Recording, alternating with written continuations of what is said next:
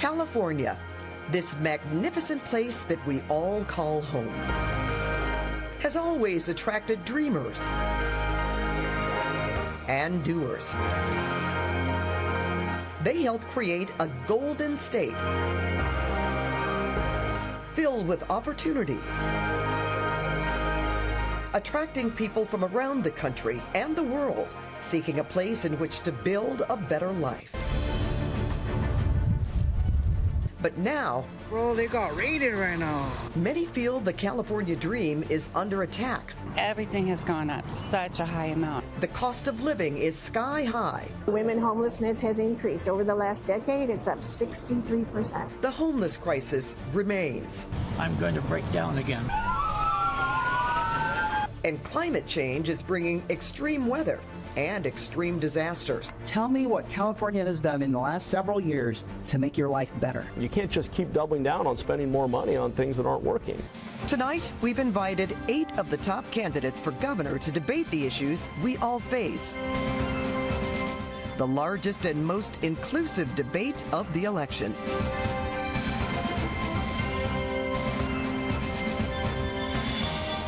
Good evening. I'm Pat Harvey from CBS Los Angeles. And I'm Ryan Yamamoto from CBS San Francisco. Hi, I'm Tony Lopez from CBS Sacramento.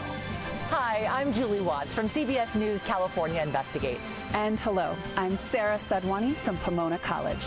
We will moderate tonight's debate covering the issues you care about the most. And how do we know what you care about? Because CBS News just polled people all across the state and shared the results with us. And we're using your responses to power tonight's topics and questions.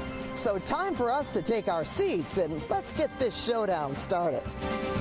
Welcome to Voters Decide as CBS California presents the Governor's Debate.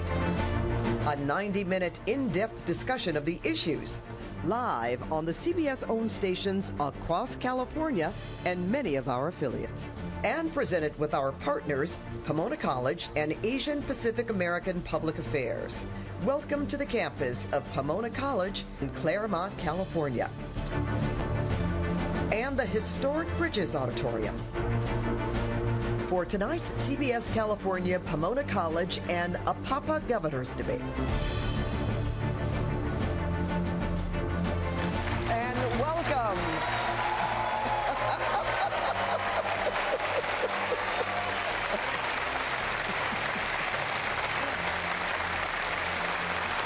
You get to do that again.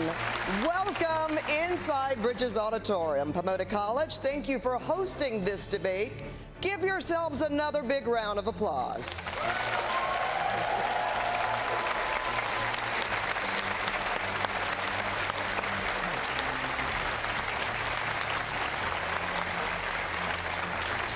Love the enthusiasm already. Good evening, everyone. I'm Pat Harvey. And I'm Tony Lopez. We are so happy to be with you for the next 90 minutes. Thanks to everyone in our audience, students, faculty, administrators, alumni, guests, and thanks to all of our candidates, all 8 of you on stage tonight, the most inclusive debate of the election. That's right, and in full transparency, we held a random drawing for positions on the stage and for who gets the first question. That's the truth. But first, we do have a few rules. I know you heard them before, but we can't help but, address this again. Please hold your applause starting now until the end, and there will be no opening or closing statements tonight. Moderators will decide whether to give time for rebuttals. We will tell the candidates how much time they have for each round of questions, and when their time is up, everyone will hear a bell. We also have several lightning rounds, as the name implies. We're going to ask for a yes or no answer. It may go against every core of your being as you give speeches out there, but a yes or no answer is what we're going for tonight, and we certainly appreciate that. A friendly reminder, there are 8 of you on stage, and a cozy bunch you are. So because of that, we're going to ask that you be succinct and specific as you can in the time allotted. Speaking of time, we got some themes tonight. We got some things to talk about. So we're going to break down each half hour with a theme that Californians told us they care the most about. As you know, we do have 5 moderators tonight presenting all of the CBS-owned stations in California, and Sarah Sadwani from Pomona College. Moderators will rotate every half hour, so you only get 30 minutes of us. I know that might be upsetting to you, but that's how it is. All right. What do you say? Let's get this thing going. The theme this half hour, you won't be surprised by. It's affordability. The Golden State has turned into the I can't afford to live here anymore state. Golden State sounds so much better, doesn't it? So no surprise, people in California are fed up with the cost of everything. We want to share with you a brand new poll. CBS News just released a new poll today. Again, no surprise, but the number is big. Showing 64% said they were not confident that the California dream is attainable. And because of that, our first question tonight is, what is the first thing you would do as governor to increase affordability and restore the California dream? You do have 30 seconds to respond, and I'm going to start with you, Mr. Hilton. I know that you've stated government taxes and regulations have caused affordability problems in the state. So what would you do to restore the California dream? Thank you very much. Thank you all for being here. What a great crowd. And it's really for you there. We want you to be able to make your life here in California.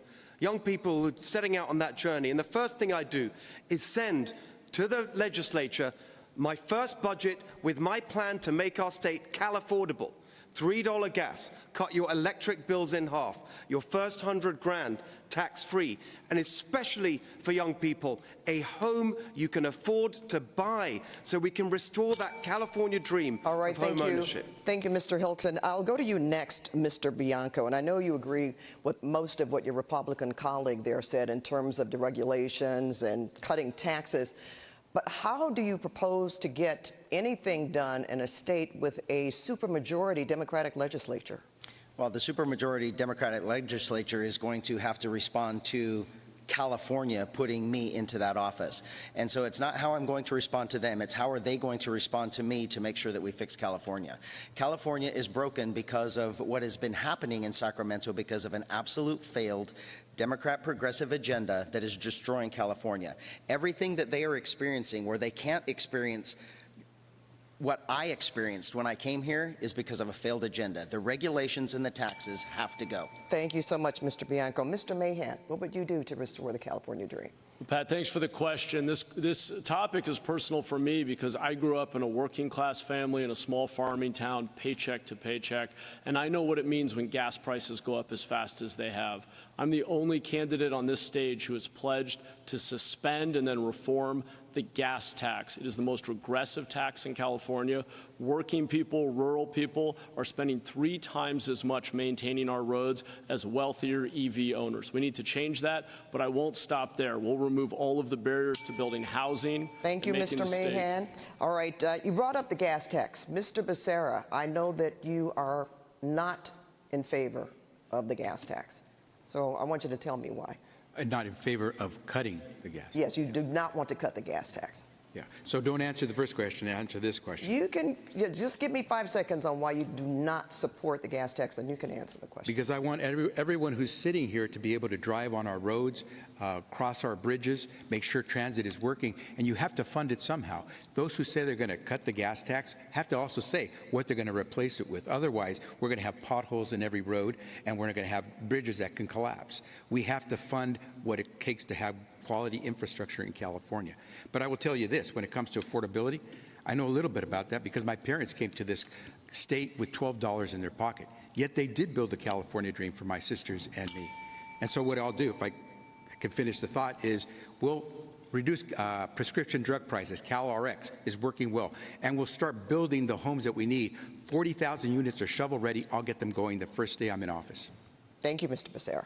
Let's move on to the dream of owning a home in our state. It's really become a generational problem. California, only half of Californians own their own homes. One of the worst rates in the country. Children not able to live and afford to live where they grew up. Grandma and grandpa are grumpy. They have to hop on a plane to go visit their kids and grandkids. We all know the story. We all know people. So let's dive into housing. Governor Newsom proposed and promised 3 million new homes when reelected. The reality, only 500,000 were built.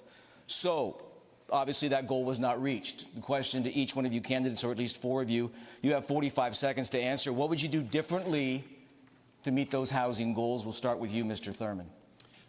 It is the American dream. My mother was an immigrant who came here from Panama, and she bought a home, and everyone should have the opportunity. It's slipping away.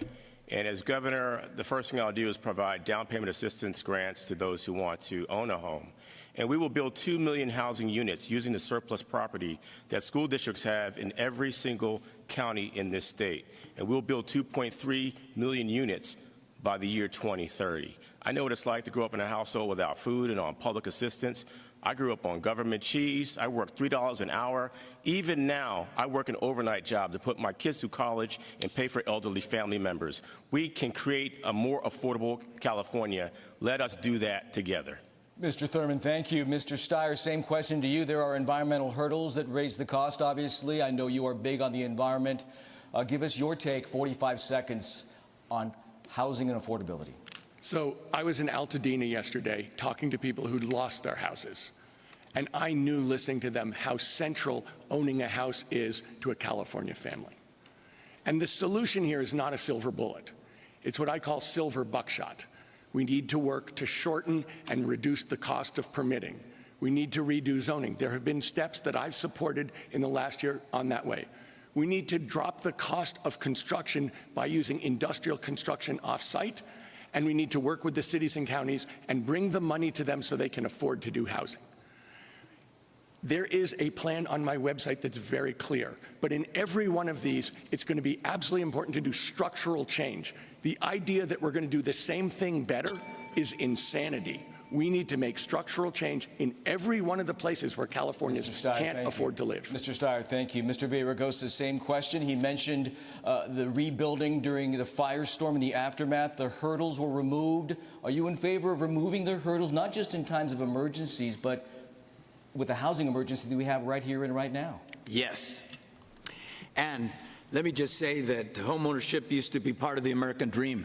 My mom struggled to make ends meet, and we rented for most of our life. I bought a home at 25 years old. Young people like the young people here at Pomona College can't do that anymore.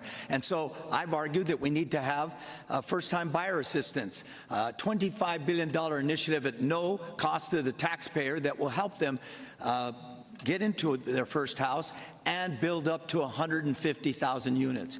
In addition, we need to fast track and streamline that housing building. I did that when I was mayor. I built more housing in 8 years than they did in the 12 years before that. Mr. Villaraigosa, thank you. I was struck by your emphatic yes. And Ms. Porter, as I go to you, let me stay with that same theme in terms of removing the hurdles. Why wait for a natural disaster to do that? Why not just do that as a norm as we face the challenges that we face every day?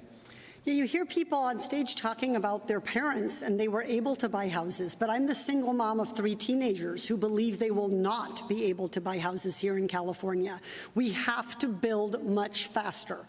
California builds apartment housing and single-family homes about 2 years slower than our competitor states. And in that 2 years, which is caused by permitting delays, it's caused by labor difficulties, it's caused by lack of innovation in building, everything becomes 10 or 20% more expensive. So yes, we need to reform permitting. Yes, we need to innovate in housing. We can bring down housing costs by 10 or 20%. That's not a few extra dollars. That is hundreds or thousands of dollars back in the pockets of families. And it's opening up homeownership to the next generation of Californians. Thank you so much, Ms. Porter. Now, to another issue important to Californians. And Mr. Mahan, you brought this up. We're talking about gas prices. They're the highest in the nation here in California, and the gas tax is also the highest at around 61 cents per gallon. So this is that lightning round where you say yes or no, and then we'll get back to it later, but please give me a yes or no answer. Are you in favor of suspending the gas tax? We know that Mr. Mahan says yes, Javier Becerra says no. What do you say, Tony Thurman? Yes. All right, Chad Bianco? Yes. Mr. Steyer? I want a windfall profits tax on the oil companies who've raised the tax by $150 per gallon. All right, Mr. Steyer, there was a lot of no's there. Let's go to Mr. Hilton. No. Mr. Hilton. Yes. Thank you very much. Ms. Porter. No. All right. Mr. Villaraigosa? No. All right. Now, as I've mentioned, my colleague Julie Watts will talk to each of you much more on gas coming up in our next half hour. But right now, let's talk about keeping Californians healthy.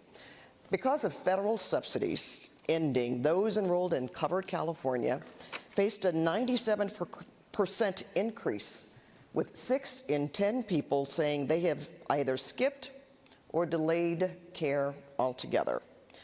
What would you do on a state level to protect against future cuts, and where are you going to find the money to ease that pain? I think it's pretty obvious that we start with you, Mr. Becerra, because you worked on the Affordable Care Act when you were AG. So how would you ask that question? And you have 45 seconds. Pat, the first thing we do is stop Donald Trump from continuing to make the problem so bad.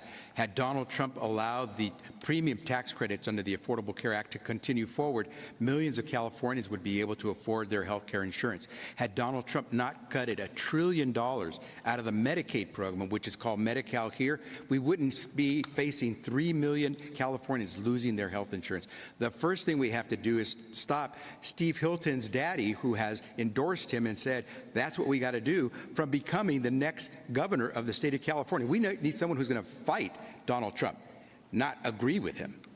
Steve Hilton's daddy. All right. I believe you're talking about the president there, right? Because I haven't heard your actual father say anything about health care cuts here in California. But I'm going to let you answer that question and, of course, respond to Mr. Becerra. It would be rather amazing, Javier. My dad was the goalie for the Hungarian national ice hockey team. And I don't think he weighed in on this issue at all. Look, I think what you just saw there is actually what's going wrong with our politics in California, which is all these big things that affect us on a daily basis. These are decisions made here in California by our politicians. And we've had the same people in charge for 16 years now. And because it's such a disaster and such a high cost of living for everyone, and the highest poverty rate in the country, and the highest unemployment rate in the country, and the worst business climate, all these things going wrong, they can't do anything except blame Trump. Let's see how many times you hear that tonight. We need change in California. He hasn't said he would oppose Donald Trump's cuts. We need change in California, not more of the same of these Democrats. But Steve, would you oppose Donald Trump's cuts? The actual amount of money going into health care from the federal government is going up this year. I think that's a no. He won't try to undo Donald Trump's cuts. The amount of money that's coming from the federal government into California's health system is actually increasing. Well, you know, right now many people don't feel that. They haven't felt exactly, and the reason increase. that it's so They're bad, suffering. that costs are so high, is something we can fix here. There's not enough competition in our health insurance system because rules made here in California prevent insurance companies actually competing. We all know in life when you have more competition, you get lower prices and better quality. But the policies that we got going on in California prevent that. All right, As Mr. governor, Hilton. I would change that. So now, we you can know, lower when you give more time, I have to give more time to someone else. So we're going to move over to I'm Mr. a very generous Steyer. guy. Thank you. Thank you so much, Mr. Hilton. Mr. Steyer, how would you make California more affordable again as far as health care is concerned? Health care is a right for every Californian, and long-term, the only way we can afford that is a single-payer health care system. That will take at least 3 years to get if we start on day one. And in the interim, we're going to have a structural shortfall because of the fact that Donald Trump has kicked 3 million people off Medi-Cal. On day one, I will call a special election to close a corporate real estate tax loophole worth $22 billion to the state of California every year so that we can close that budget shortfall. The truth is, no one else on this stage wants to talk about revenue because we're short of revenue as a result of that bill in the Congress last year. And it's absolutely critical. If we believe that health care is a right, that in fact we have the revenue to solve it, Mr. but Steyer, thank you. Single payer is the only way we solve it. I'm going to go to Ms. Porter because you also believe in single payer. Yes, correct. I mean, look, single payer delivers the most health care at the lowest administrative costs. I was a champion for single payer at the federal level because Medicare spends about 2% of everything that we put into it on administrative costs, and private health insurance spends 17 or 18% on pushing paper and denying claims and telling you no and who you can and can't go see as a doctor.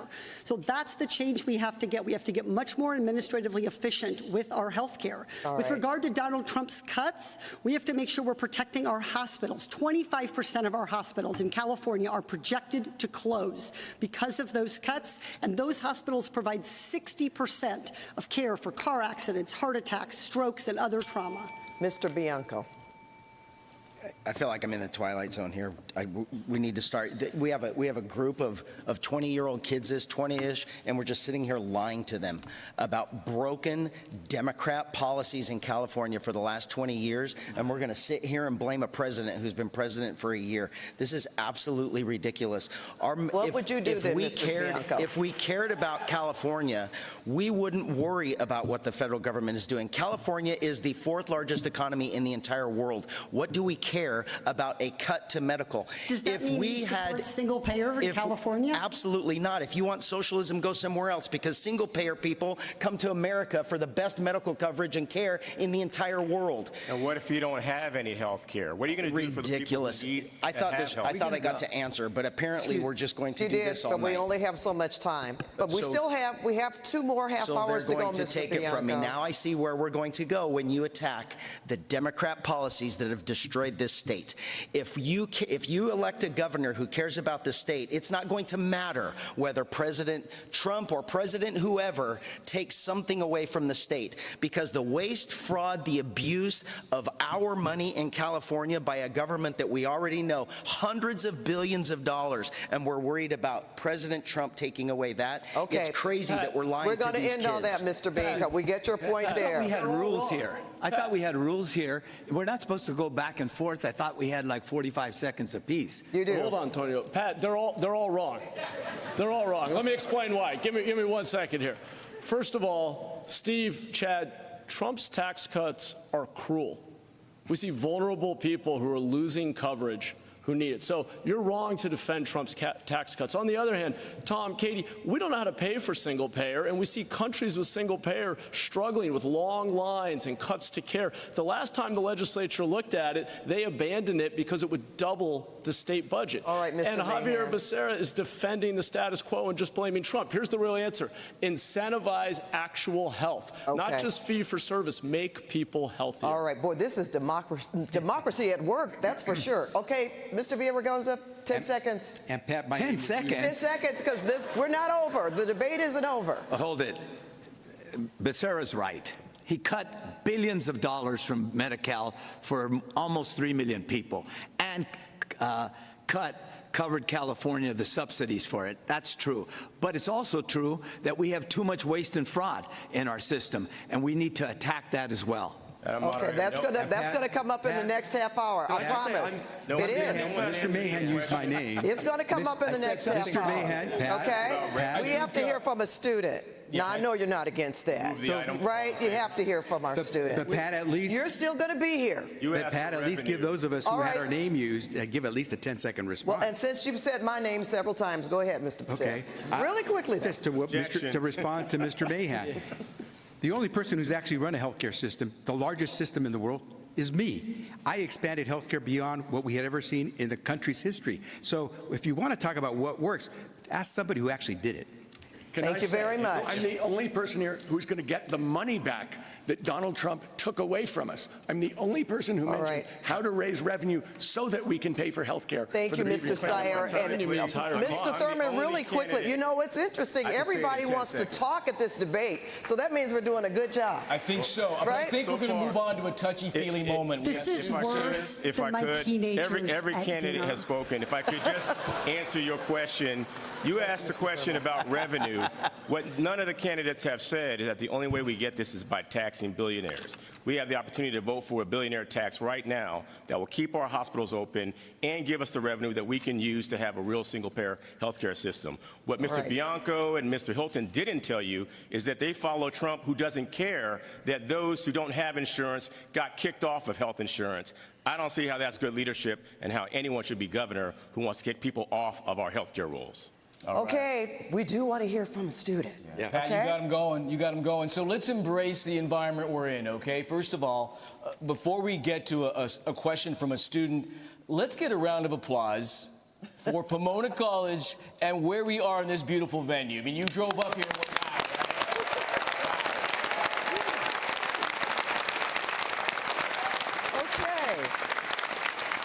All right, we're going to bring up our student, Mr. Ryan Kasarian. You have a question. Good evening. Wow, that was a bit of a mess. My name is Ryan Kasarian. Hot mess. Right on. Well, what can you do? My name is Ryan Kasarian. I'm a student of politics here at Pomona College and a Marine Corps officer candidate. California tells students that education is the path to opportunity. California itself was once the land of opportunity. Yet students are graduating with a tremendous amount of debt in a state with no hope. There are no jobs and people are leaving. As governor, what steps would you take to tackle the rising cost of education and bring jobs back to the state of California? Mr. Villaraigosa, I'm going to let you answer that question because when you were mayor, of course, you were very concerned about the direction LAUSD was going. Well, thank you, and thank you for your service, by the way. Appreciate you. Let me be clear. I got a record. It was a Catholic school that gave me a foundation, but a public school that gave me a second chance.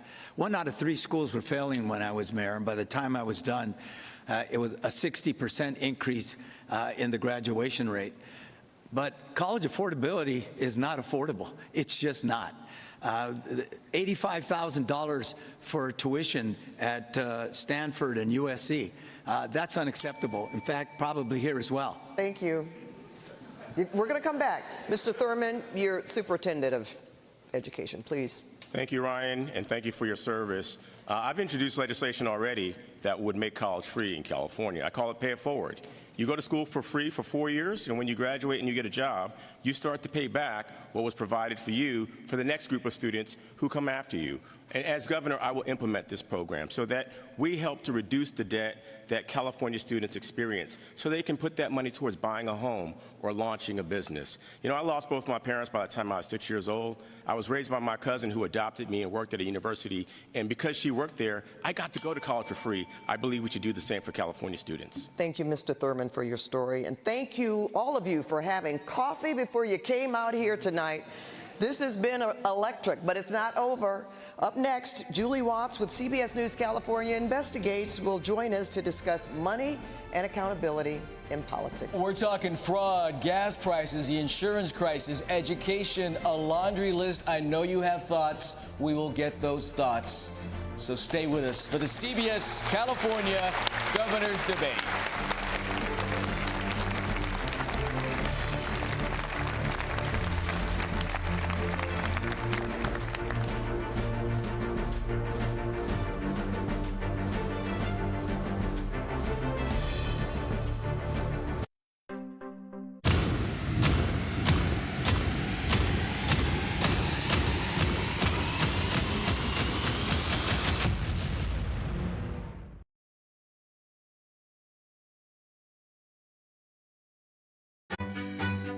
I want to know what's going on in the world.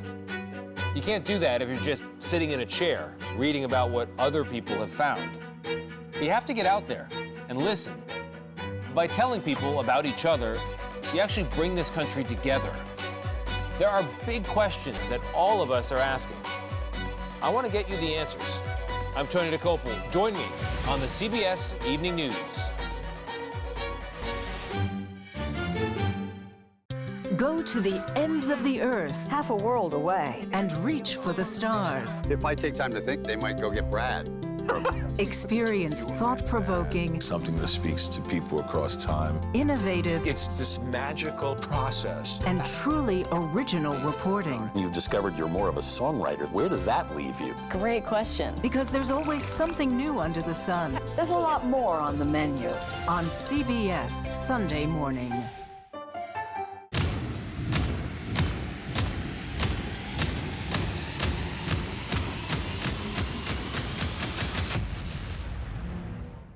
I think I asked direct questions. I don't know that they're tough questions per se. Why doesn't he tell Republicans, come into my office?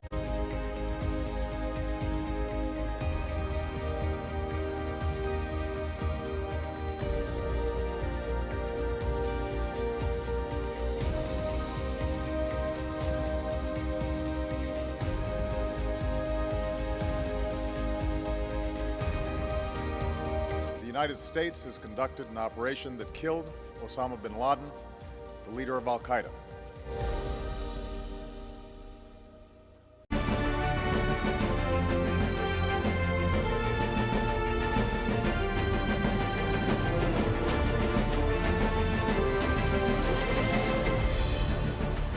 Welcome back to Pomona College and the CBS California Governor's Debate. I'm Julie Watts. As your CBS News California investigative correspondent, my role is focused on accountability, transparency, and digging deeper into the issues that matter to our California communities. Over the last year, we have done in-depth accountability interviews with 15 top polling candidates, and 8 of you have made it onto our stage tonight. Thank you all so much for being here. It's so good to see you all again.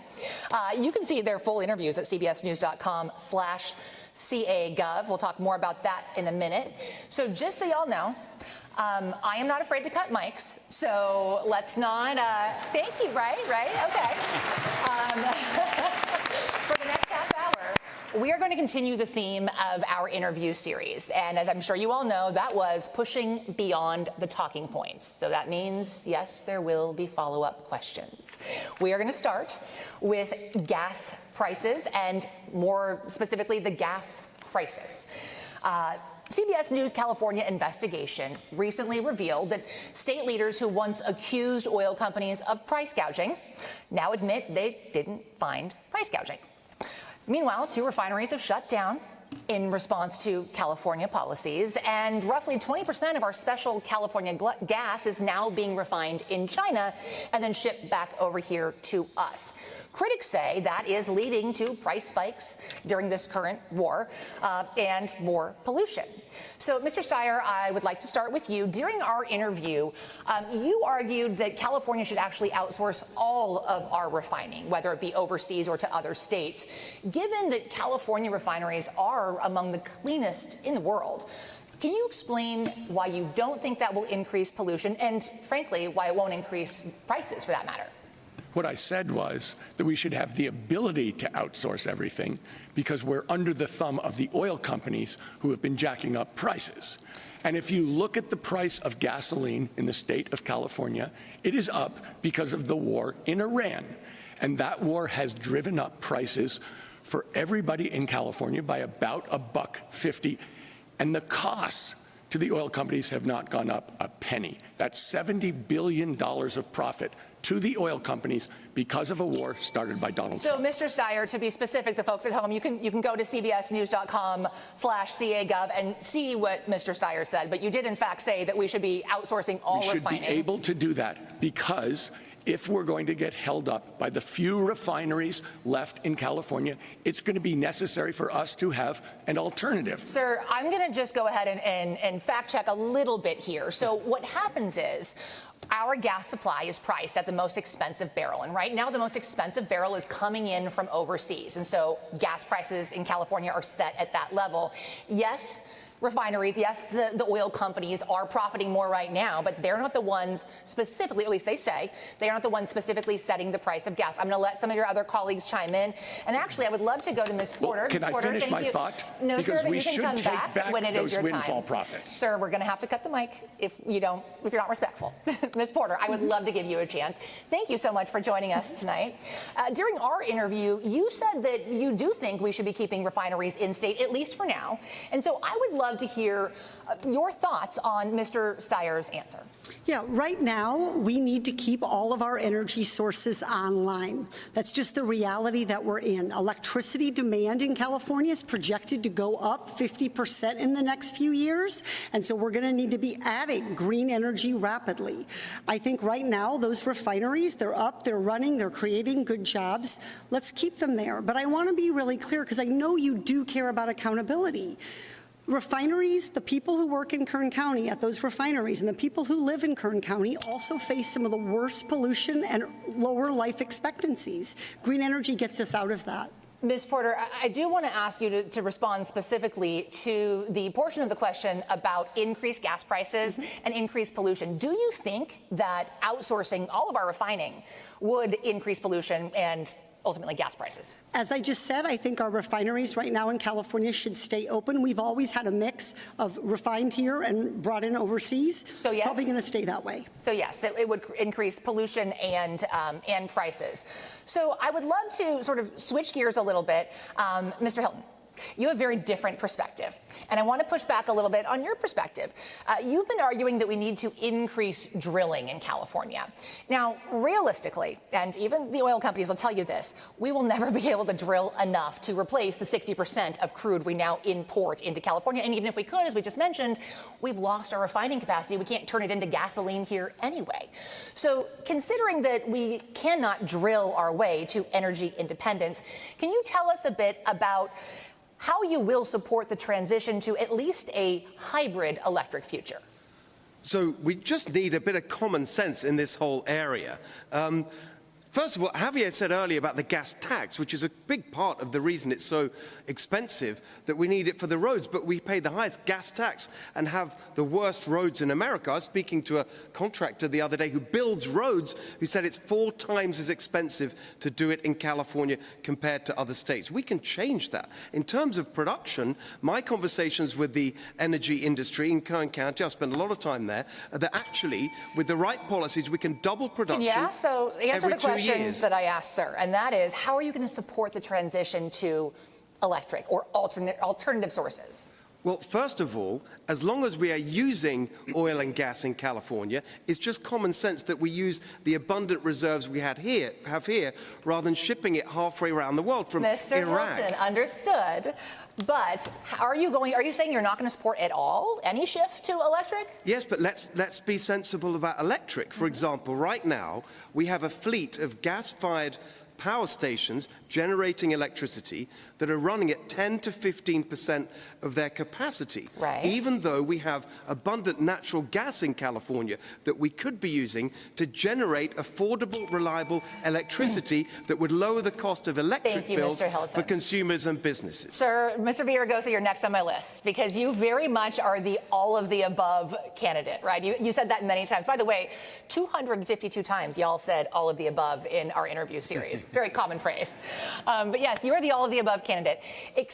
Can you please explain to, frankly, all of the candidates why you have concerns about one or the other? Well, first of all, we have the highest gas prices in the United States, on average by $2 a gallon. With Trump's war, it's going up even further because we have closed down so many refineries and we have to rely so much on Sir, I'm going to interrupt crude. you just temporarily. Number one, you guys also said the word Donald Trump 1,000 times during our interview series. So if I hear it too many times, I am going to ban it for the rest of the segment. Well, actually, if it's true, I'll say it. Yes, sir. But what I'd like you to do is focus on your concerns that you shared with us about why the rush towards all electric is concerning. You talked about not having the infrastructure there. Yes. And how we should still continue to. So we need an all-of-the-above strategy that understands we got to transition from oil and gas to renewables. But here's an example, the 2035 mandate. We built 167,000 charging stations in the last 10 years. We need 2 million more to get to that mandate. And if we built them, we don't have a grid. So we ought to build the grid instead of arguing about whether or not we need an all-of-the-above policy. Anybody with a brain and knows a little bit about climate change and what Norway does knows that that's what we have to do.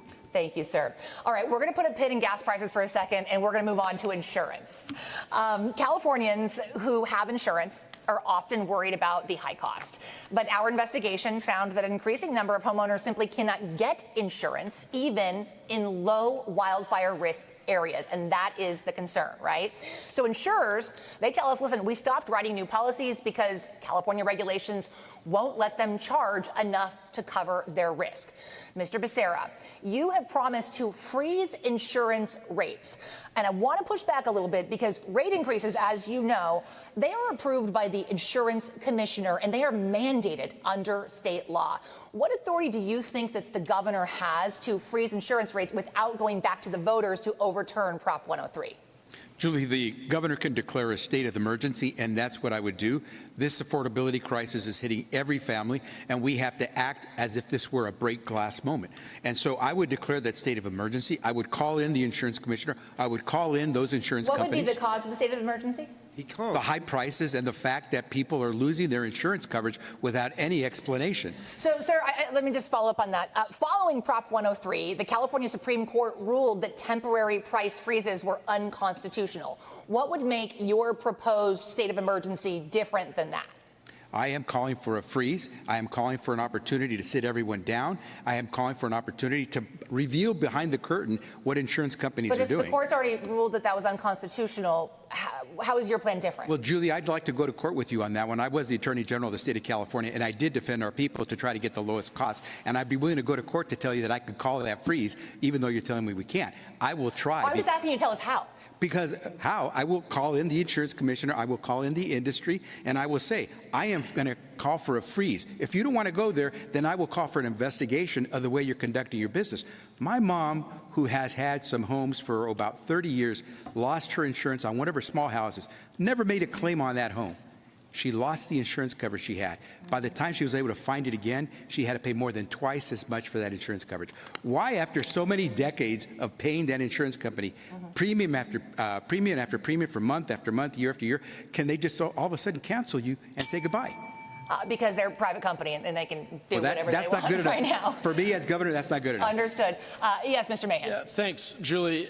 Look, Javier's plan won't work. It's actually the reason we're in this mess in the first place. The government in Sacramento created, just to finish the point, created so many restrictions, including taking over a year to approve any rate changes, prohibiting insurance companies from using climate data to project future costs, that they stopped writing new policies. The answer is bring them back, force them to compete, allow them to appropriately price risk, and then hold government accountable for maintaining our wildland, reducing all that vegetation and wildfire risk so we don't have these catastrophic fires. Mr. Becerra, to Mr. Mahan's point, if you cap rates, if you freeze rates, what is to keep the insurers from leaving the state and then us essentially being left only with the FAIR Plan? The fact that we have 40 million people in this state and we pay our insurance premiums and they don't want to lose that business. If they could show us that they're not making profit, I get it. We'll help you. But let's find out how much they're making in profit. Policies. Exactly. And they've left Dodge, but they've not told us that they're not making profits. Mr. Villaraigosa, I'll let you chime in, but Mr. Hilton, please. So just a quick fact check, if I may, on my friend Matt. The 2 points he makes absolutely right, that we need the industry needs to be able to take account of future risks, including climate and also the cost of reinsurance. That change, to be fair, has already been made by the current insurance commissioner. The point he makes about the speed of approval is exactly right. It does take over a year, but actually that's a question of really enforcing the law that's already there. In Proposition 103 that set up the whole architecture of this, there is a rule that rate changes should be approved in 60 days. We just need to enforce that rule instead of what we have now. I will tell you, I've spoken at length with the Department of Insurance, and they say they are working towards that, and they are setting new policies. Yes, Mr. Villaraigosa. But the question is how we got there. How do we get there? This was the only state that didn't do catastrophic modeling in the time of climate change. And we are doing that now. The only state that didn't do reinsurance, and the only state that took longer than a year to pass a rate hike. Yes, but that's already happened. Industry, so what would you do differently? Excuse me. It's already happening. Excuse me. What you're asking for. Well, I will say, listen, so Mr. Villaraigosa, he does make a good point, if I can interrupt, please. Yes. Let's talk about, we know how we got here. What are we going to do different? Because those things are already in the works and those changes are already being made. Well, we didn't know how we got here because some people said something else. Let's be clear about that. So what is your plan moving forward? Plan is to make sure that the FAIR Plan, which is an unfair plan, not abiding by Prop 103, we got to make it work. Too many people in these fires, weren't compensated enough for the damage they received. Just a point of clarification, do you think that we should be moving everybody onto the FAIR Plan, or do you think we should be keeping private insurance companies here? We should bring the insurance, like Matt said, bring the insurance company back by making the changes, but then we've got to fix the FAIR Plan. Thank you, sir. Yes, Mr. Declare a state of emergency. That's why you declare a state of emergency. Mr. Becerra, Mr. Villaraigosa, I don't want to have to ask Ziggy, our producer, to start cutting mics. So Mr. Steyer. Look, I think we've got to accept the fact that insurance companies write insurance in order to make money. And because of climate change, the risk to houses, the risk of catastrophic fires has gone up dramatically. The job of the governor of California is to protect Californians from that, both in terms of their houses burning down and these insurance premiums. So that means making sure on a macro basis we get rid of dry timber, that we do controlled burns, and also hardening the houses. We need to help people harden the houses, and then we need to go to the insurance companies. The governor needs to go and say, this is the risk, we're going to let you make money, but you have to take into account the reduced risk that the government and the people of California have caused to happen, and that's how you can make some money. Thank you, Mr. Steyer. I do want to, just for our viewers' benefit who may not know, unlike gas prices, insurance rates in California are actually well below the national average. We have the most expensive gas, not the most expensive insurance. Mr. Thurman, I do want to go to you. A major insurer is currently under investigation for not properly paying out claims after the LA fires. At the same time, that insurer just got a significant rate increase. Now, you've said that insurers under investigation should not be allowed to get rate increases. But again, I want to go back to the point that I made with Mr. Becerra. What authority do you think that the governor has for you to make that promise, since rates are regulated by and mandated, frankly, under the insurance commissioner? Well, the governor can certainly work with the insurance commissioner to say there should be no rate increase unless the insurance industry is actually writing policies. They have failed California in our greatest need. They've taken the money from premiums, and then when people needed to have support to rebuild their homes, they said, whoops, we're not going to help you. Then they got a rate increase. I'm sorry, where I come from, when you do a bad job, you don't get a raise. And so as governor, I would withhold any dollars that would go to support Mr. any Thurman, business. you can't do that. You don't have that authority as a governor. I'm withholding tax credits. I'm withholding benefits to businesses that want to do business with the fourth largest economy in the world. I have supported tax credits for those who are employers in our state. But for the insurance industry, if they will not write policies for Californians, they will not get any subsidy from the state of California. And Ms. Porter, I'd love for you to chime in. Do you think that that would then force insurers or incentivize insurers to leave the state? I mean, where does that leave us? Will we have insurers left in the state if that happens? Yeah, just to summarize the squabbling for everybody, what he wants to do is unconstitutional. What he's proposing is a good idea, but was already done. We don't want more people on the FAIR plan because it's a huge financial liability for the state of California. It's single payer. You want it somewhere else. Excuse me.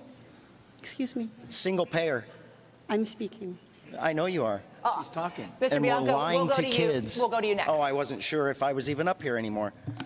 Neither were any Give of us. me a minute, and then you will get your time. May I finish? The reinsurance is a really important part of this, thinking about how to insure the insurers. There are ways that we could put California state dollars at play to bring down the cost of reinsurance, which would help more people come back into this market and write more affordable policies. Thank you, Ms. Porter. Now, to your point, Mr. Bianco, Ms. Porter has supported single-payer health care insurance, and you are saying that this is essentially the same thing. Can you elaborate on your concern, and then, frankly, chime in on what you think these plans will do to the insurance market? Yeah, I was walking in here tonight, and I was asked the most strange question ever by a CBS reporter that said, "Are you afraid of tonight?" And my answer was, I'm not afraid of anything. I'm truly not. But actually, I'm terrified that one of these people are going to be your next governor, and these kids are all going to have to move. This is absolutely ridiculous. We're lying to we're not taking responsibility for failed Democrat policies that have brought us here. The FAIR plan is 100% a single payer, and it is a failure.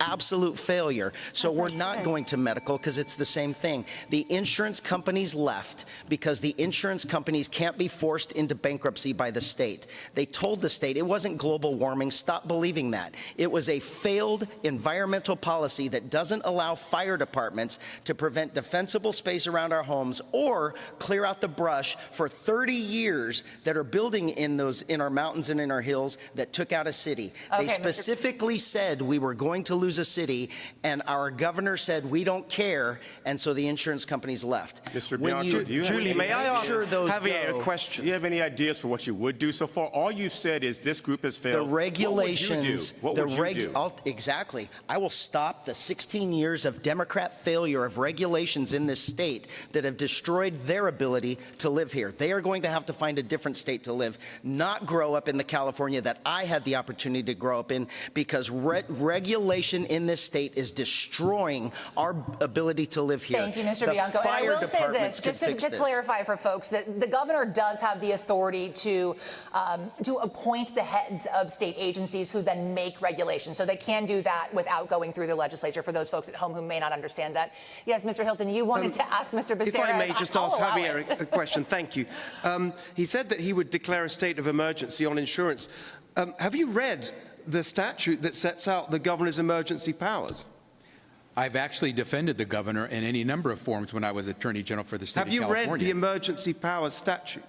I have read the statutes before. Well, then in that case, you would know that what you're proposing is not in there. You can't That's do not it. correct. That's not correct. When you declare a state of emergency, you have extraordinary powers. Now, that doesn't abridge but the they're very Constitution, specifically but it does described in the give you the statute. opportunity, if I could answer, it does give you the opportunity to do things with the insurance commissioner, with the industries, that let you try to come to a negotiated solution. To just let the insurance companies run over us, to let them just tell my mom they're canceling your policy after 30 years. I don't think he has read in this state of I am California. looking forward to seeing what happens when you do that, because I mean, I've been told that you can't do it, but you are the former AG. And I have to tell you all. I'm the only candidate who's actually declared a state of emergency in this country and been able to deploy resources and personnel to respond. We can't have a governor who doesn't understand how the government works. And we don't need a talking head from Fox News to tell us how the government works. Y'all are paying millions of dollars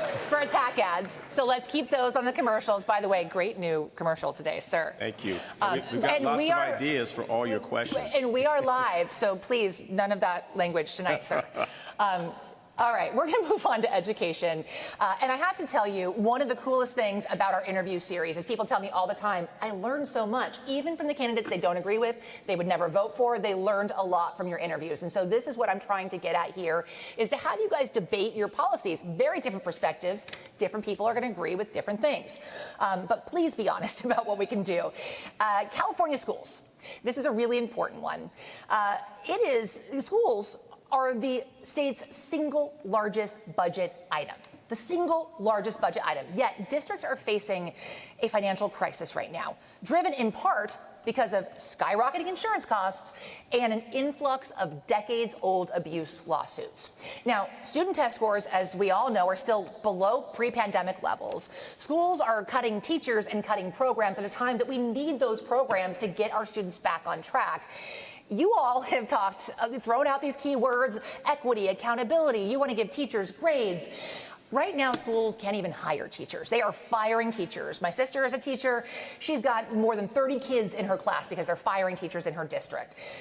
Who has a plan to raise academic achievement with quantifiable goals, and who can explain how you will actually accomplish that in your first term in the middle of a financial crisis? I saw your hand go up first. Mr. Mahan, go ahead. Thank you. Julie, education changed my life. I came back after college as a Teach for America teacher in Eastside San Jose to teach in one of our most underserved communities. I can tell you exactly what we need to do. We need to cut administrative overhead and get more money into the classroom. We need to reward teachers whose students show more learning growth. For those teachers whose students don't, we need to intervene and provide coaching and training and help them get up to speed. And we need to have high expectations, including teaching phonics in the early years. That's a fight we never should have had. And we are doing that now, right? But let me ask you this. So you said cut. We haven't done it yet. Okay. Specifics, though. You said cut overhead. What overhead do you, I mean, you've been a teacher. What overhead can we cut? Yeah, if you look at spending over the years, we have seen the system's expenses go up as student enrollment has declined. More of that money needs to go to recruiting Teachers at the beginning of their career. I guess the question is, tell folks at home, what is that going to that you would cut? Is it going to janitorial staff? It's going to the nearly 1,000 districts we have, with all of the superintendents, all of the district staff, all of the staff that's not in the classroom. We need to reward teachers whose students grow faster. We need to have high expectations. It is a crime that with half of the spending per pupil, Mississippi is doing a better job of educating low-income students. And Mr. Hilton, you have talked about looking to other states. I do want to give Mr. Steyer a chance. Look, my mom was a teacher, and the teachers in this state have endorsed me. And let me say that on a cost-adjusted basis, we're the 31st out of 50 states in terms of spending per pupil. The truth is, the thing that makes kids succeed in classrooms is great teachers. And we need to be able to recruit teachers. And that means we need more money. And I've said on day one, I'll propose closing a corporate real estate tax loophole to bring in money to pay teachers, to pay them, to recruit them, to train them, and to retain them, because a master teacher is an incredible value to the people of California. I would like to just get to Mr. Thurman very quickly. And Ziggy, if you can give me time in my ear. But Mr. Thurman, you are the one who's been in charge since before the pandemic. The situation that we're in right now has happened, for lack of a better way to put it, under your watch.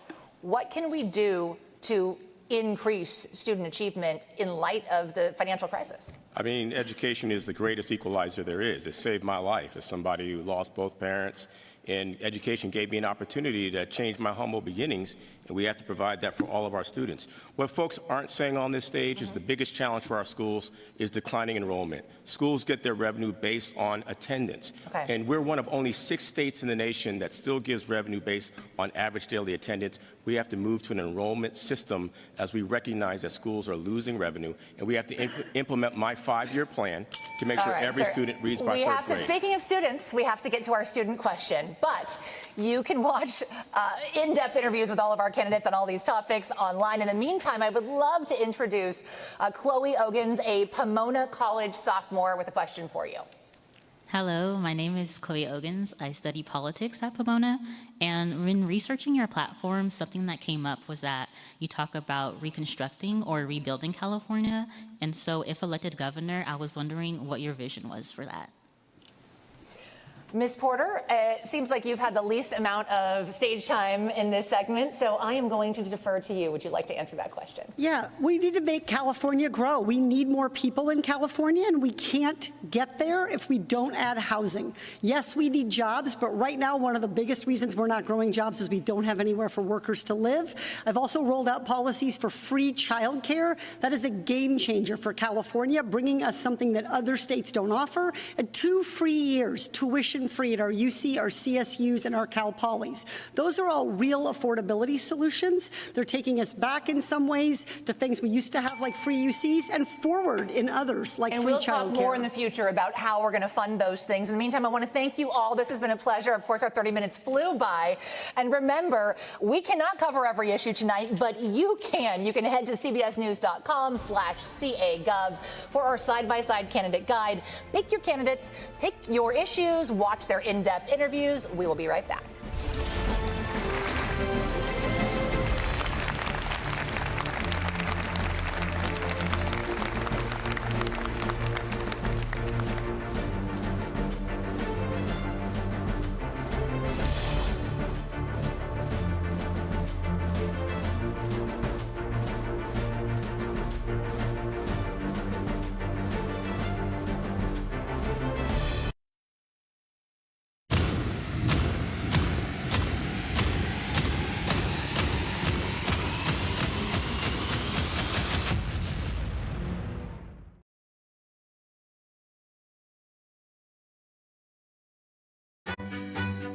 I want to know what's going on in the world.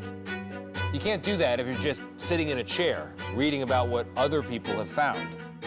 You have to get out there and listen. By telling people about each other, you actually bring this country together. There are big questions that all of us are asking. I want to get you the answers. I'm Tony DeCopel. Join me on the CBS Evening News.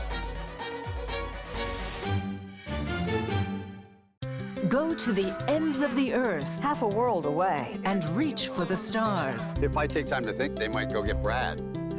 Experience thought-provoking, Something that speaks to people across time. innovative, It's this magical process. and truly original reporting. You've discovered you're more of a songwriter. Where does that leave you? Great question. Because there's always something new under the sun. There's a lot more on the menu on CBS Sunday morning.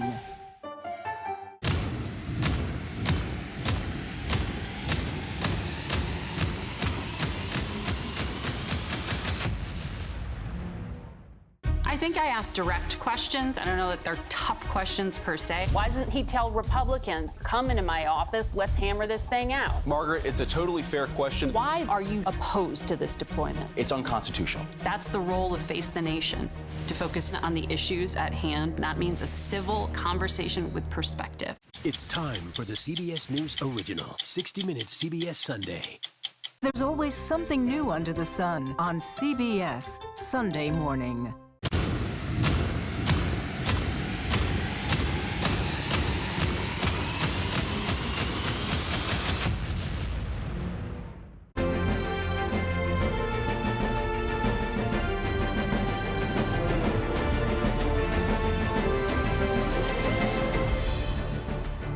And welcome back to Pomona College inside the beautiful Bridges Auditorium for the CBS California Governor's Debate.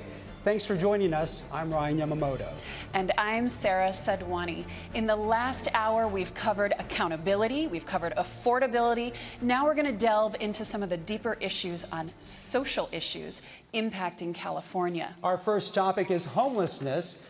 Our CBS News poll released today shows voters want the next governor to focus on housing along with mental health and addiction treatment. So for our first lightning round question, yes or no, would you as governor support a plan to mandate those who repeatedly refuse offers for a pathway out of homelessness be forced into a treatment facility? Mr. Villaraigosa, yes or Yes. no? Mr. Mahan? Yes. Ms. Porter? Only with safeguards and protections. Yes. Mr. Becerra? Yes. Mr. Hilton? Yes. Mr. Steyer? Yes. Mr. Bianco? Only mental. And Mr. Thurman? Yes.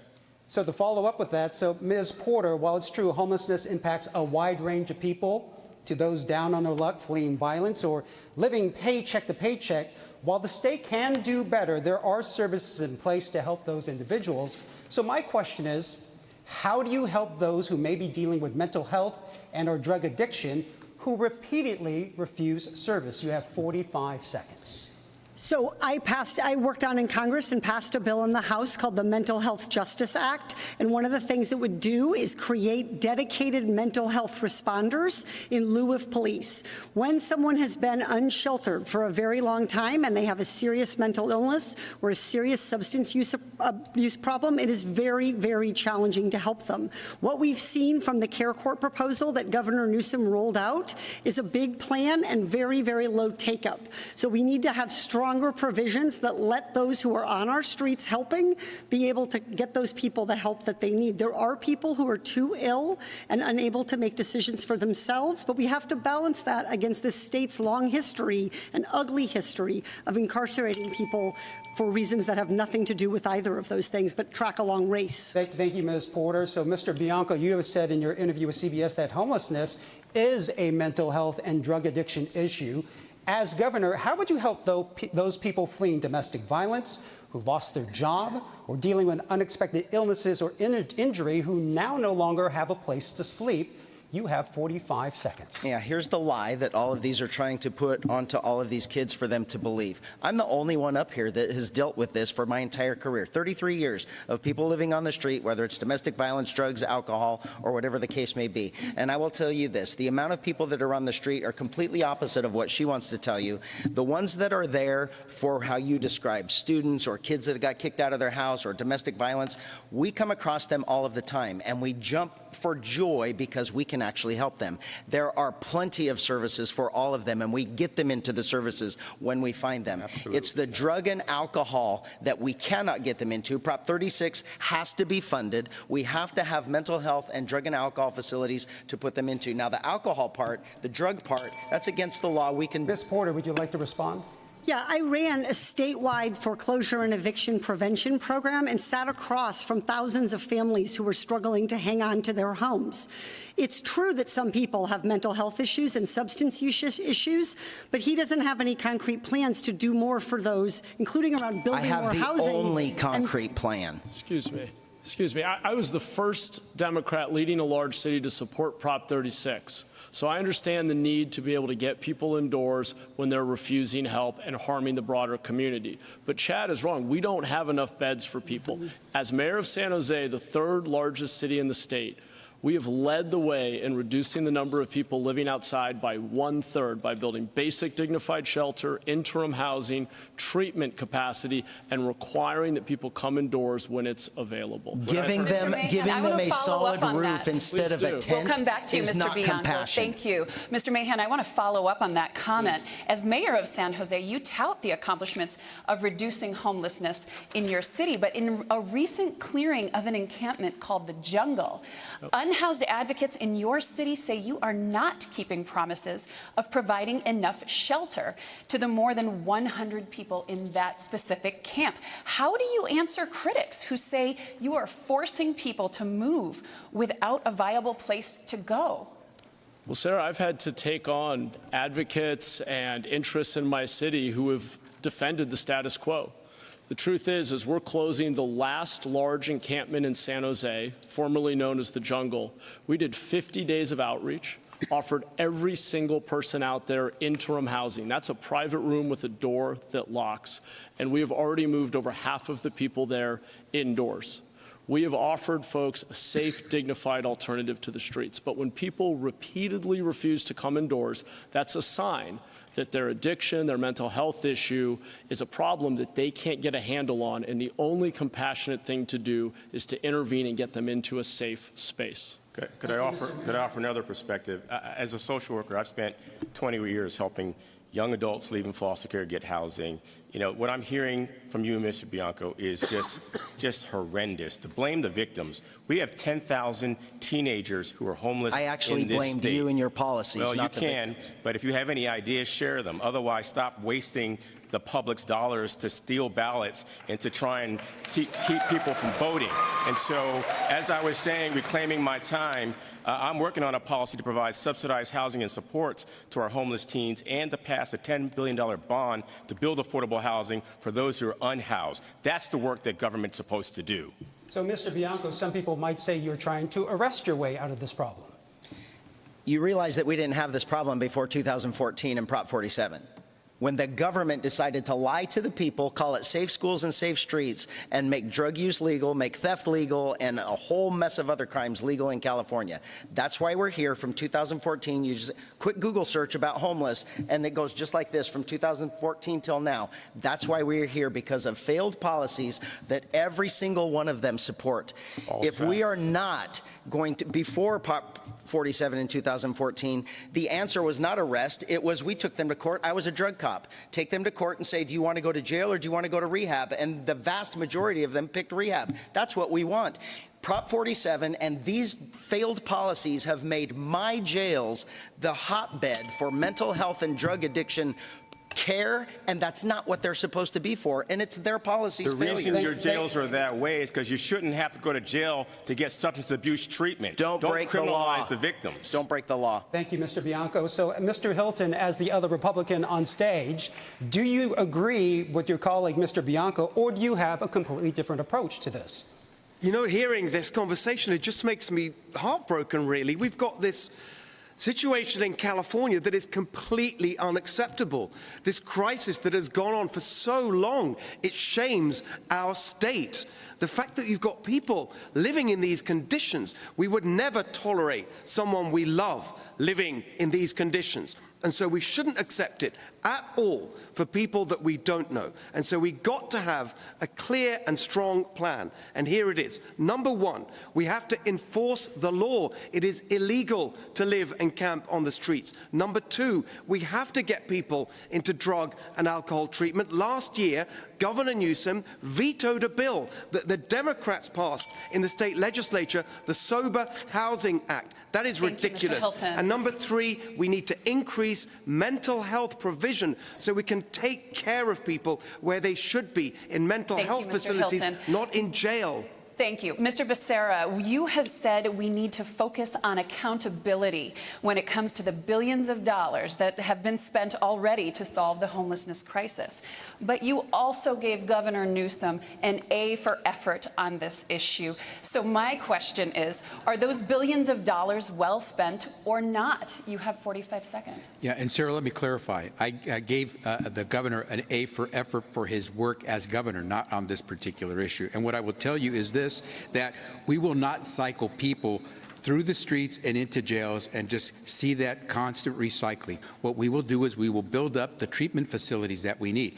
On my watch as HHS Secretary, we launched 988, the program that now is used by millions of Americans throughout the country in the event that they have a suicide ideation, if they are suffering through mental health crises, they can now call and try to get the help that they need. But without a doubt, we have to demand accountability. When we put out a taxpayer dollar, we need to have accountability. And I would say the thing that's been missing in this conversation on homelessness is let's prevent people from losing their home. And I will act as governor to make sure that if you have suffered a loss of job, if you have a medical crisis, that we're not going to watch you lose your home. Thank you, we will Mr. fight to Becerra. help you keep it. Mr. Villaraigosa, in our CBS California interview, you said we need to have, quote, locked institutions to deal with those on the streets who are dealing with mental health or drug issues. And under Ronald Reagan, many of those institutions were shut down, and you criticized your own party for not bringing them back. So as a former member of the State Assembly, including Speaker, do you bear some responsibility for not having those services in place? I take responsibility. I was there 20-some-odd years ago, but let's be clear. We spent $24 billion and homelessness went up. And it's true that we need drug rehab. It's true that we need mental health services. And it's true we need housing. The fact is, many of these people are homeless because they can't afford rent. We have the highest rent in the United States of America. So we need an all-of-the-above approach. And what I said was, for those people who are a threat to themselves and others, who their families trying to commit them, and you can't, it's almost impossible to do that. So we need to make the care courts accountable and the counties accountable with them. Thank you, Mr. Villaraigosa. We have to hear from Mr. Steyer. You have said California's two solutions for homelessness of shelter and long-term housing does not work, and it's too expensive. But yet, you recently gave Governor Gavin Newsom a B- on how he has handled the crisis. If you were giving the governor a passing grade, would you make changes, or would you just follow the same policies? You have 45 seconds. I absolutely would have new policies. Nobody gets well on the street. And the policy that we have now to get people into permanent housing takes 7 years, and as has been said, has cost $24 billion. The truth is, we need to keep people from getting onto the street by giving them rent assistance when it's close. We need to get people off the street as fast as possible. Only 1 of 7 people who go on the street have some form of mental health problem or drug addiction. Everybody is under amazing mental stress and pressure while they're on the street. That's why I am for emergency interim housing. Get people off the streets, keep them off the streets, and make sure that not only for their sake, because it's more compassionate, but also because we need livable, vibrant, urban neighborhoods where people are safe and like to live. Thank you. We're going to move on and talk a little bit about wildfires and natural disasters, drought and extreme heat, which most scientists agree is made worse by climate change, have led to a surge in catastrophic wildfires across the state in the last 10 years alone. That includes 2 of the most destructive fires right here in Southern California. We also live in earthquake country. Mr. Becerra, you say you're running on experience. What are the first 3 things that you would do if you were governor and a natural disaster were to strike? Sarah, we have to stop believing that we can get out of this mess unless we invest in prevention now, so we can avoid paying for failure later. And I would say this, ratepayers have to understand what their risk is so they understand why they are going to pay for help, what they're going to pay for their home insurance. But an insurance company has to be open and transparent about how it's pricing its policies so people can afford it. If you're going to buy a home in a wildfire risky area, you should know what your insurance Mr. rates Becerra, will what are cost. those first three things? If the fire's starting now, what are your immediate reactions? Well, as I did when I was Secretary of Health and Human Services, where I declared disasters, I will go in and we will deploy our personnel and our resources to help those counties and those cities address the needs of those families immediately. We will make sure that when they file their claims, the insurance companies are responsive immediately, and we will make sure that we have the first responders that are necessary to make sure we deploy them where they're needed immediately. Thank you, Mr. Becerra. Mr. Bianco, the flames are rising and the winds are blowing. What are the first three things you would do as governor? Well, that's too late by then. That's what we don't want. Why are we talking about after instead of the root causes? The root causes were not because of climate change. The root causes, ask anyone, ask the insurance companies. They told Newsom for 5 years that this was going to happen because of failed environmental activism policies that do not allow the clearing of brush and the fuel for these fires before they take over cities. This is 100% done by failed policies in California. The Palisades fire. The question, sir, is what are you going to do today? We're sitting in Claremont on the base of the San Gabriel Mountains. If a fire breaks out tonight, he doesn't have any ideas. He doesn't know what to do. Sir, I'll answer the question. Actually, I've been protecting you for my entire career from policies that you have made, that every single one of you have made, that I have suffered the consequences while I've been trying to keep them safe, working hand in hand with the fire department for 33 years. And you know who's not being asked? The fire department, because the fire department will tell you, CAL FIRE and every city and state agency will tell you that it is government policies that do not allow them to fix before in the off-season. And I can answer that question. Thank you, Mr. Bianco. Mr. Mahan, what are your first actions as governor? As a mayor of a big city, I've gone through emergencies. You declare a disaster. You set up an emergency operations center. After. You allow. Yes, that was the question, Chad. No, it wasn't. No, it wasn't. No, it wasn't, No, Matt. just to finish the point. Then let's go to that, because that was not the question. The question was, here comes the fire. Mr. What are you going to do? Please, Mr. Bianco, you had your time, Mr. Mahan. That wasn't the question. I'd love to just answer the question, which is you set up that emergency operations center. You let first responders and professionals lead, but you provide the communications backbone. You assure the public. You are out there every day backing up your public staff in the delivery of services. I also need to make another point, though, which is that Javier Becerra keeps touting his experience and then says he's going to study something. He'll figure it out once he's elected. The secretary has never met a crisis that he couldn't ignore, whether it was migrant children, the 85,000 who were lost, monkeypox, where we were slow to respond and then blamed the gay community for the crisis, or COVID, where the Biden administration had to sideline them. So I think we should be really clear about what kind of experience we need. It's experience that has delivered results for people. Mr. Becerra, you'd like to respond? Oh, absolutely.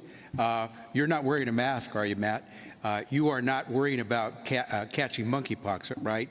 We were able to deal with these crises. And remember, what we did was we addressed them with the 50 states nationally, and we deployed the resources and the personnel that were needed.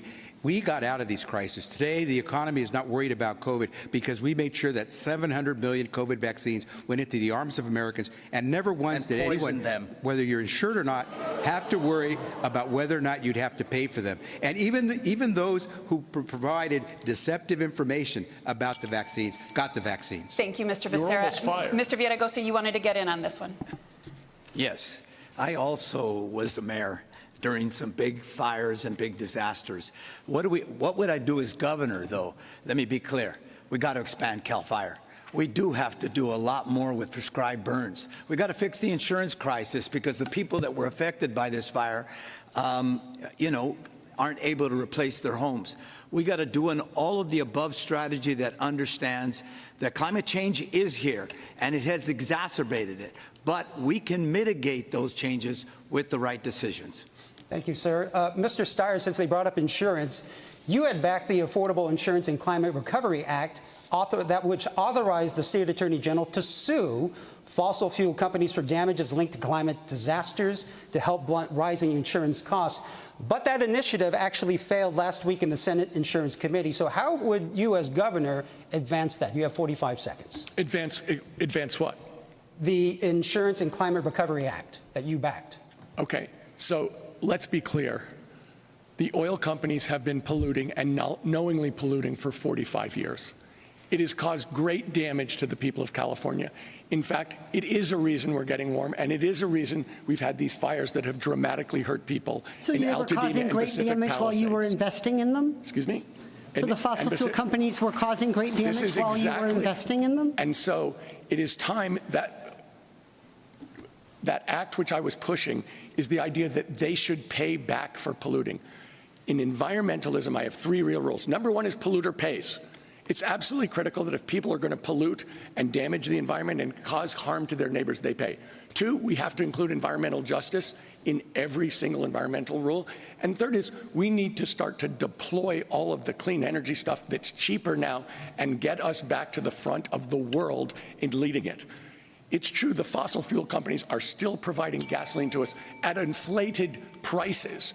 We need to make them pay for the costs that they have had, including all the houses that burned down. Thank you, Mr. Starr. And the insurance costs that people are paying to insure those houses. Thank you, Mr. Starr. Ms. Porter, you would like to react? Yeah, in Congress, I had a track record of making polluters pay, raising the royalty rate for a rental rate and royalty rate for those who drilled, raising bonding requirements to make sure polluters clean up their mess. But you now want to talk about polluters pay, but really I think what we should be asking you is how about profiteers pay? You paid the lowest tax rate on this stage, and yet you made the billions that you're using to fund your campaign off fossil fuels. So let me say this. In this campaign, there is one person that the corporations are going after, including big oil, who is spending millions of dollars to stop me.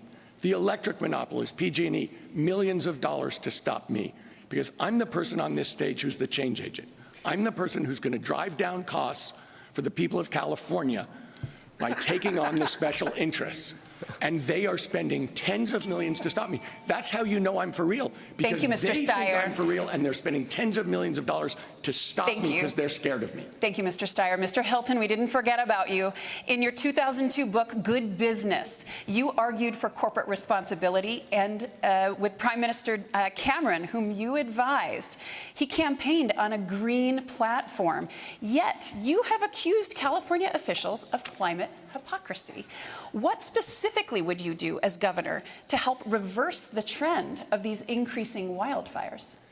So Chad made some very good points on prevention, and I'd just like to build on that. If you look at one of the really bad years for wildfires in recent memory, 2019, the mega wildfires we saw then produced more carbon emissions than the previous 20 years of climate policy actually saved.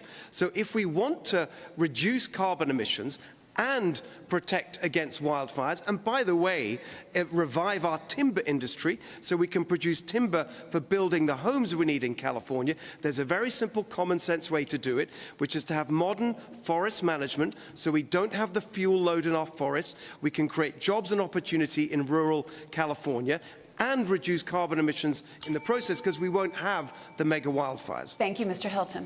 Okay, so now let's go to our student question. Joining us now is Dante Gilbert from Pomona College with a question, a lightning round question on immigration. Dante? Hello, my name is Dante Gilbert. I'm an American Studies student from St. Paul, Minnesota. So California is a sanctuary state, and yet states are limited in the way they can respond to federal ICE and Customs and Immigration. ICE forces. In Hennepin County, Minnesota, local law enforcement has begun to bring charges against ICE agents for assault. As governor, would you support district attorneys bringing such charges against federal agents? Thank you, Dante. Yes. This is a yes or no question. We're going to go down the line. Mr. Thurmond? Yes. Mr. Bianco? No. Mr. Steyer? Yes. Mr. Hilton? No. Mr. Becerra? Absolutely. Ms. Porter? Yes. Mr. Mahan? Yes, if they violate the law. And Mr. Villaraigosa? 2 yeses. Thank you, folks. And finally, people are looking for hope. Why should they trust that you will deliver that hope You have 30 seconds, please. We'll begin with Mr. Villaraigosa. When I became mayor, I said, dream with me. I'd improve our schools, and we had a 60% increase in the graduation rate. I said, dream with me, we'll make the city safer, and crime went down 48%. I said, dream with me, we'll build the subway to the sea, and that subway is getting built. Go with me, because I want to be transformational, because I understand that the crisis we face in this state is too great, and that we have to take on powerful interests to fix this crisis. I'd be honored to have your support. Thank you, sir. Mr. Thurmond. A better California is possible. Tonight you've heard me be very specific about the policies that I would bring forward. My 18 years of experience as an elected official, 20 running nonprofits, my vision for the state: we can build 2 million housing units. We will tax billionaires. We will provide a tax credit to working people to have more money in your pocket to pay for the rising cost of gas, groceries, and housing. We will have single payer, and we will fight back on Donald Trump's reckless immigration policy and elect someone with the lived experience who understands those who are struggling in our state. I fight for the working people, and that's what we'll do as governor. Mr. Mahan. Voters can trust me, and I will give them hope, because I know what it looks like to achieve the American dream in California, and I know it's closed off to far too many. As mayor of the third largest city in California, I've led us to build thousands of new homes, reduce crime by over 20%, gun violence by over 70%, and we have 1/3 fewer people living on our streets. And I've done that without raising taxes, with a balanced budget, and when necessary, by challenging the establishment within my own party. That's what leadership looks like. Thank you, sir. Ms. Porter. Californians can trust me because I'm the only candidate on this stage that refuses corporate donations. The only one. That's because I'm willing to take on the status quo. I'm willing to go against the grain and fight for a better California. I am not for sale, not at any price. I'm a single mom of 3 teenagers. I worry that that one kid is never going to get off my couch and get into a home. I'm somebody who's concerned about childcare because I've paid the bills and I've gassed up my minivan. Thanks, Ms. Porter. Mr. Becerra. I grew up in a home of working parents, and I saw what it was to struggle. I know what we need today. We need to fight for the hardest working and the lowest paid. We have to fight for the next generation so they can believe that they will have the opportunity to afford to buy a house. But here's what else I know.